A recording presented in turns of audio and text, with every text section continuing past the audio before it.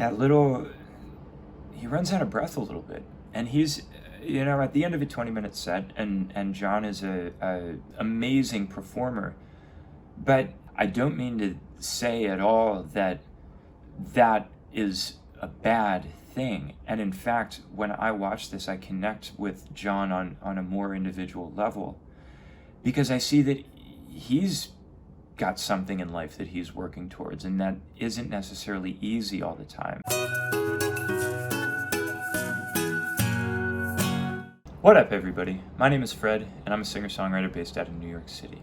I perform music on the street to people I've never met before, and that means that I'm supremely interested in live performance, what makes a good performance, and things that we can take away from other people's performances to hopefully bring back into our own practice. Welcome to my channel. Today we're going to talk about a wonderful band I'm sure many of you are already familiar with, called the Beatles. Now, I wanted to start by saying that I appreciate so much the comments and the thoughts and the stories that y'all contributed to the last video on the Beatles that I did, which was my first reaction video that I've ever done, fun enough. So it was so cool for me to see, just your thoughts and to hear you expand on some of the themes that I talked about in that video. So we're dealing with the Beatles again today. A little bit of background on where I come from with the Beatles, because for me, it connects back to my dad being a huge Beatles fan. And even before I was really aware of the music, he was playing Beatles and Motown all the time to me as a kid. And I really didn't like it for a while, in the way that the things that your parents sort of force on you, you're kind of like, okay, whatever. But at some point in high school, I started listening to the later Beatles stuff and got really into it. The White Album, Abbey Road, Let It Be, all those favorites from the latter part of their career. And then on to, a little bit further in developing more as a musician, I came to really appreciate Rubber Soul and Revolver. And I think that period is just about my favorite period to go back and listen to at this point. So it's a lot of fun today, because we're actually looking towards the earlier part of that period in August of 1965. August was also the month and the year that they released Help, their 5th studio album, and Blackpool Night Out, which we'll be about to watch. Thank you for Mark for, putting me onto this video. This was alongside sort of the press, the press that the Beatles were doing for the Help album, which released as both an album and a concert film.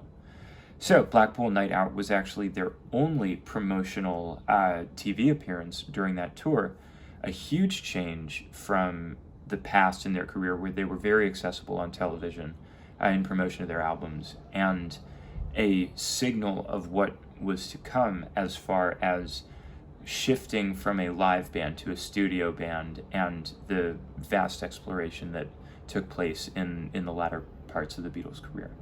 But back to 1965 today. We're in Blackpool, England, and we're about to listen to the last song off of this television special that the Beatles did. So, the next song we'd like to sing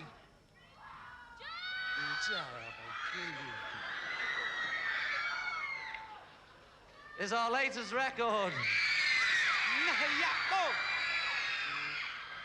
or our latest electronic noise, depending on whose side you're on. Any road, we'd like to carry on with it. It's the last number. We'd like to thank you all for being so wonderful. And it's called Help. 1, 2, 3, 4. Help.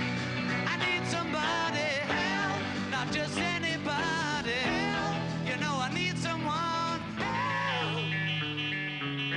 When I was younger, so much younger than today, I never needed anybody's help in any way. But now these days are gone, I'm not so self-assured. Now I find I've changed my mind and opened up the door. Help me if you can, I'm feeling down.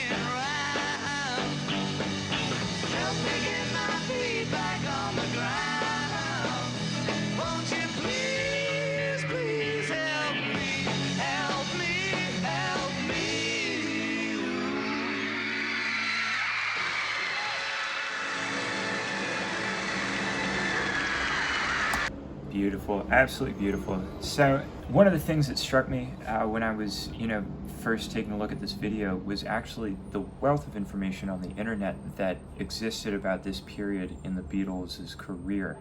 And I wanted to talk a little bit about it because that makes for some really interesting context, especially in regards to the performance of this particular song at this particular period of the Beatles' existence. So, like I said, this was their only television promotion for the album, which was rather shocking to people, again, given how available the Beatles had been to that point in time to television audiences. And that being really a point of their fame was the fact that people felt like they knew the Beatles individually and could connect with them in that regard. And one of the interesting notes is, in lieu of that type of television performance, one of the promotion tactics used for the album Help was to syndicate individual interviews of each Beatle to American audiences, UK interviews that they would then distribute widely across the United States, which the article that I read noted that wasn't particularly difficult because people couldn't get enough Beatles information or, touch points. That's sort of stiffer business terms for it, but that was the reality of it. This was the second full U.S. tour. Fun note, the opener, King Curtis Band, we talk about Aretha Franklin in a separate video. King Curtis played the saxophone on Respect by Aretha Franklin, and his band was one of the openers for the U.S. tour that was happening at this point in time. Forgive the sirens, please, they just kind of happened. And then, of course, the next album to come after this was Rubber Soul in October of '65. It was recorded to be then released in the next year. And one of the interesting notes about this period was, John noted it as his Bob Dylan period functionally. He said during, that time, that was who I was listening to quite a bit. But functionally, this was also when the Beatles started experimenting with psychedelic drugs. And Bob Dylan was famously one of the people who helped introduce them to that. And so that is happening in the early to mid 1965. Beatlemania is starting to get out of control at that point in time to the higher stress levels of the Beatles. And that's one of the things that John noted about this song, was that Help and Strawberry Fields Forever felt like two of the most honest expressions of himself, rather than a song to fit the assembly line of the Beatles. And it's a really interesting way that he had phrased that as, I'm paraphrasing, but essentially to meet the demands of the larger Beatles scene. That was who John was writing to, but Help represented a departure from that. So the Beatles are getting to be known more individually. They're getting stressed out about the entire ordeal, and they're starting to explore studio capabilities. One of the notes about 1965 as well is this was the lead up toward Beach Boys and Pet Sounds in 1966. And so that sort of Beatles-Beach Boys exchange is starting to happen as well. And as the Beach Boys were pushing into more abstract musical influences beyond rock and roll, so were the Beatles in their own European Baroque way. And when we even just kick off the beginning of this video, we'll see the humor that John is employing is drawing on some traditional UK forms of humor that, if you think about Monty Python, is also, this is that same time, the Italian Job, similar time period for what it meant to be in the UK. And we think about Austin Powers, then going back and parodying that in the 1990s. So really interesting time for culture in England as far as the United States there.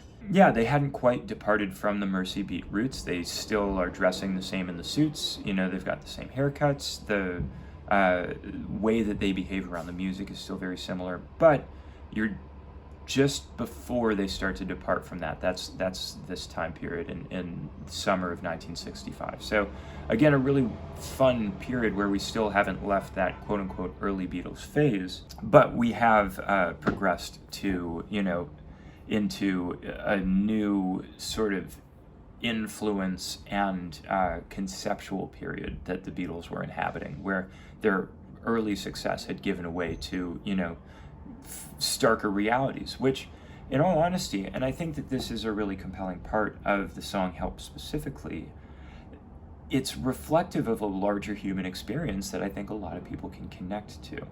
And when we look at David Bowie putting pressure on the tension between the American dream of the 1950s and the reality of the 70s, I think that that's something that even starts to show up in this video. The one television performance during this period of time is the conflict between the immense success and the adoration, at this point getting to global, if not at that point already, of the Beatles and of what the Beatles represented, but then the lived experience of the Beatles creating conflict against that and pulling the members of the Beatles in a direction away from some of the frameworks that had really given them success early on in their career. So really interesting tensions that we're seeing reflected across a lot of different artists during this broader period of time of the 60s into the 70s into the 80s. So all grounding framework for us to think about as we dive back into this video, and I want to talk about a couple of specific aspects of the performance that I think really stand out. Okay. So it starts with a little bit of humor. The next song we'd like to sing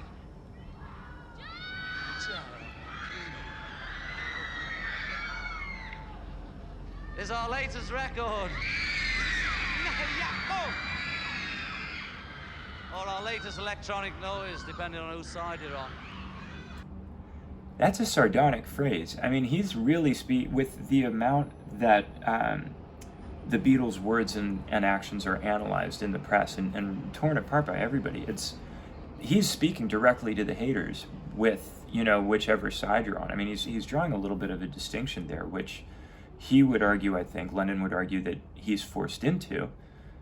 We see that same dynamic with comments about the Beatles being larger than Jesus, and even on into, the Ballad of John and Yoko, and some of the ways that he presents himself with regards to the rest of the Beatles and the press in latter parts of the career. That sarcastic humor is there, and a deep intelligence that everybody loves Lennon for, but also creates, this sense that you're never really getting at the heart of him. Well, one of the things I want to pay attention to as we get into the second verse and on towards the later part of the song, you get the sense you're getting an honest storytelling from John. It doesn't feel like there's a layer of irony behind it.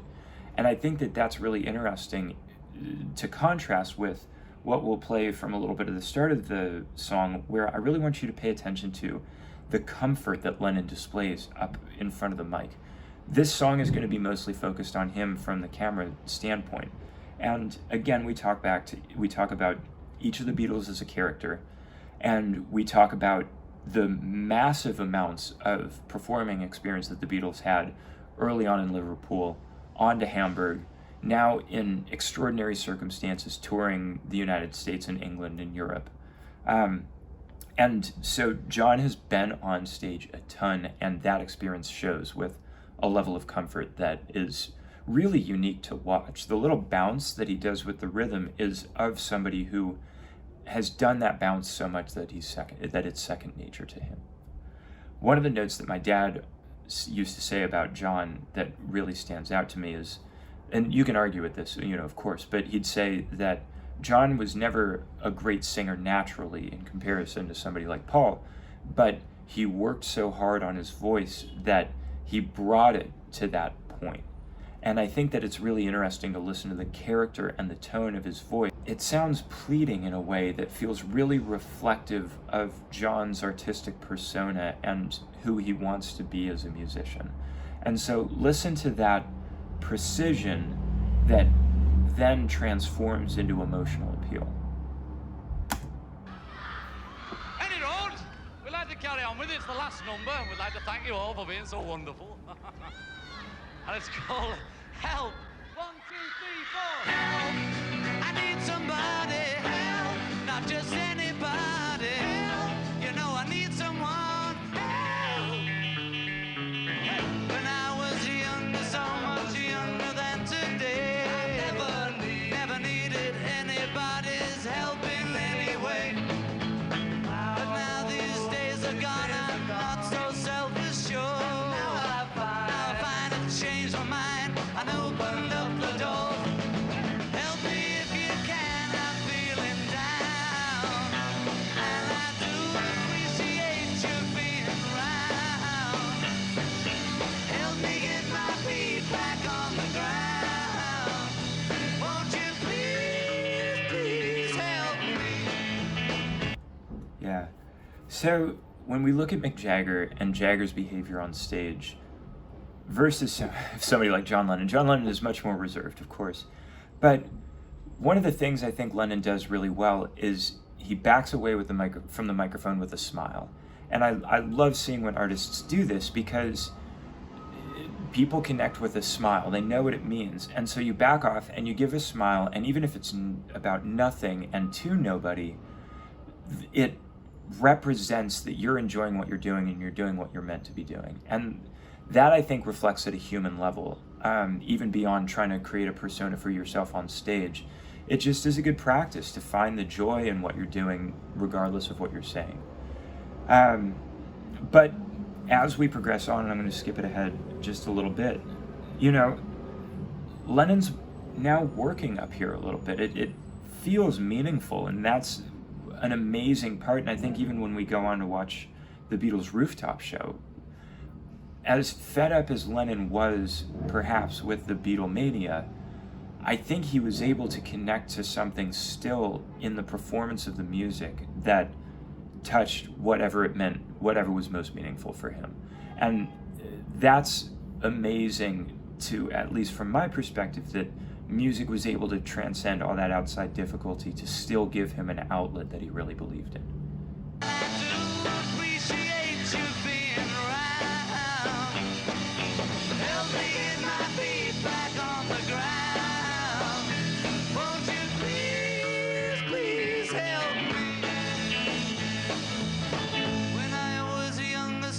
Younger than today, never needed anybody's help in any way.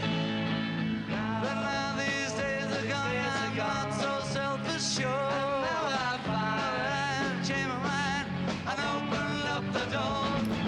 That little, he runs out of breath a little bit, and he's, you know, at the end of a 20-minute set, and John is a amazing performer, but that's what happens when your mind is occupied by something. You can't give your full performance technique to the moment. And I don't mean to say at all that that is a bad thing. And in fact, when I watch this, I connect with John on a more individual level, because I see that he's got something in life that he's working towards, and that isn't necessarily easy all the time. And I think with the image of the Beatles and largely with images as performers, a lot of times we try to paint a picture that nothing goes wrong. But the reality is that something always goes wrong.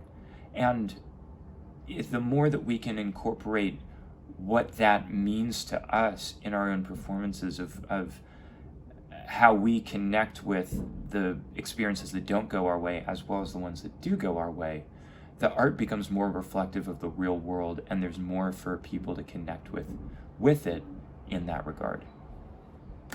Help me if you can, I'm feeling down. And I do appreciate you being around. Help me get my feet back on the ground. Won't you please, please help me, help me, help me. And a beautiful little Beatles harmony ending. Amazing. So that's Blackpool Night Out, Help. I hope you enjoyed the video. Please leave your thoughts, again, your stories. It's wonderful to hear how you connect with the music and how that shows up in real life. And again, please, like the video if you enjoyed what you saw, subscribe, leave a comment, and I'll be back with the next one soon. Peace.